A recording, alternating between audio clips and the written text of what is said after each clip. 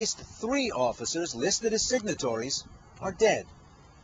Advocates of keeping the ban on open gay service cite a recent Military Times poll.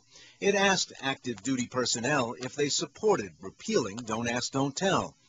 58% said no, only 29% said yes. A quarter said they would not or would consider not re-enlisting if the law was repealed. But Congressman Joe Sestak thinks this poll doesn't tell the whole story. He rose to the rank of Vice Admiral during his 31 years in the Navy and thinks today's service members don't object to gays in the ranks. The youth that come into our military, this is not an issue for them. The average age of an aircraft carrier, the George Washington aircraft carrier that was in the battle group I commanded, 5,000 sailors, their average age is 19 and a half. This isn't an issue for them. Sestak has co-sponsored the Military Readiness Enhancement Act that repeals the current law. He says Congress is waiting for the president to take up the issue in late summer or fall. I respect Secretary of Defense Gates' comments about Platter being full.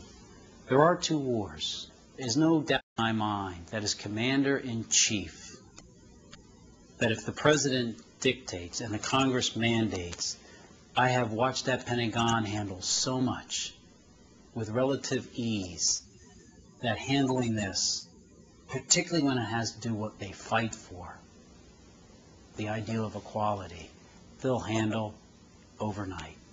Congressman Joe Wilson says Don't Ask, Don't Tell is working, but he agrees with his House colleague that if there's going to be a change in the policy, Congress must weigh in from the beginning. This would be an issue that should be handled as any other issue with hearings and then legislation. But if Congress doesn't act, Belkin says President Obama could simply issue an executive order, like President Truman did in 1948, to integrate black soldiers into the military. We need a 2-pronged strategy, which would start with an executive order, and then, once gays and lesbians are serving openly as a result of the executive order, people will see that this is not a problem for military readiness. It will be operationally impossible to reverse that executive order. This is toothpaste that you just can't get back into the tube.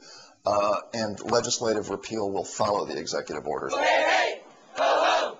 Don't ask, don't tell, it's got to go! Hey. Even as the political battle in Washington heats up, according to many experts, 65,000 gay men and women now serve in silence.